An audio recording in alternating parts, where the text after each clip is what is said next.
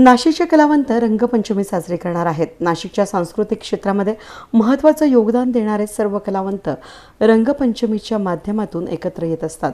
जनस्थान ग्रुपच्या माध्यमातून हा रंगपंचमीचा सोहळा नाशिकच्या परशुराम सायखेडकर नाट्यमंदिर परिसरात साजरा केला जातो।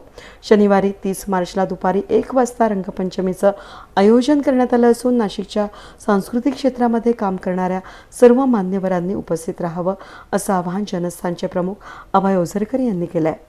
पाणी, ऑइल पेंट रंग न वापरता पर्यावरणपूरक कोरडे रंग वापरून हा रंगोत्सव दरवर्षी साजरा केला जातो।